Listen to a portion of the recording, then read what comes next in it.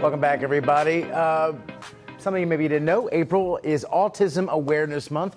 And the way autism gets represented in media actually does impact the way people see individuals who are on that pretty wide spectrum of autism. Yes. Casey Mendoza with Scripps News introduces us to a young man who believes that stories like his are starting to be told. From medical dramas to family cartoons, more television series are highlighting what it's like to live with autism spectrum disorder, a developmental disability caused by differences in the brain. Earlier this year, a clip from the Disney Plus original series The Proud Family, Louder and Prouder, went viral for what several viewers called an honest depiction of an autism diagnosis. BB is highly intelligent, absolutely fearless. It's a common indicator of... An indicator of what? It really highlights, the fact there are some people out there that equate people on the spectrum with being, you could fill in the blank, like not really good things. So just like Mr. Proud in that clip.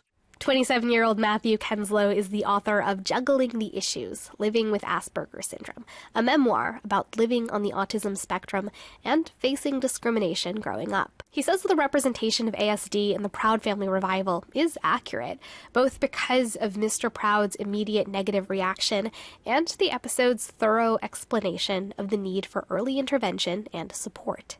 Needing support doesn't equate to lack of ability. Joining us now, as you see there, is the author himself, Matthew Kenslow. Matthew, thanks so much for being with us this afternoon. We really do appreciate it. So nice to talk to you, and you're doing such great work. And I get the sense that you're really focused on changing perhaps what you feel is either the misrepresentation or misunderstanding that many of us have about autism. What do you want people to really take away from your work and from your own personal life? I want people to take away the fact that disability or not, anybody could do whatever they set their heart and mind to do, and to not allow a label of having a disability to stop them or slow them down. I like viewing having a disability as rather different ability to live life, and I believe autism has given me a different lens with which to view the world. Isn't that the truth? We like to say on this show, Matthew, that we all have our superpowers, right? And you really ought to be congratulated for publishing a book already. I mean, you're so young, and to do that, that's an accomplishment in and of itself. And we saw in the piece a look at the cover of the book. It's titled Juggling the Issues. I'm curious, Matthew, was there ever a point in your life, a moment, an issue, an incident, anything in particular that sort of spawned that desire to want to go ahead, write the book, and get it published for everyone in the world to read? There have been a lot of ups and downs in my life, a lot of pluses and a lot of minuses, and I have endured a lot of the minuses throughout life, which included some discrimination, or more like a lot of discrimination. Throughout school, it kind of bit subsided when I got to middle school, but after I graduated high school, I still faced it in the neighborhood and such, and I just wanted to tell my story and just explain from my firsthand experience, this is what I have. Here are some of the issues that we are dealing with. Here's some of the amazing things that we could do if we set our hearts to it. And I guess that's what drove me to publish this book. It's wonderful. And beyond the book, you're pretty prolific at social media as well, YouTube and Instagram. You have quite a following there as well. How important is social media to you in terms of getting your message out there? And do you see what you're putting out there resonating with other people? What do you hear from others about what you share? I believe social media is a powerful tool to really speak to a lot of people around the world, and I've received a lot of great feedback from people on my book page on Facebook and Instagram and YouTube. There's one person said that I was giving her and her son hope that you could do whatever you set your mind to.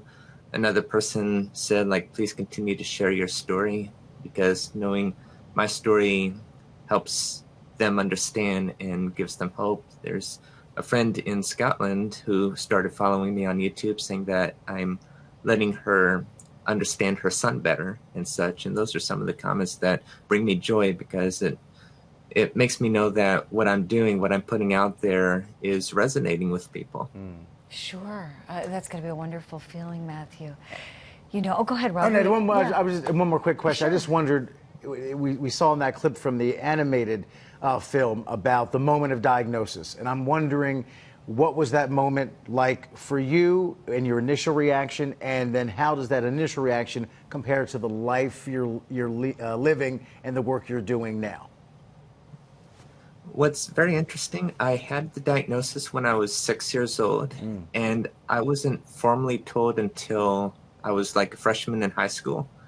And that's kind of the moment when my life sort of made sense. I was wondering why I felt a little different. I was wondering why I had a speech impediment. I was wondering why some of my classmates kind of viewed me in a strange way. I mean, not all the classmates, but there's a lot of people that viewed me in a strange way. So I guess when I like had that moment and just asked my mother like what I have, and she told me, I think that kind of made my life make sense. And I guess I was glad in a sense to know that.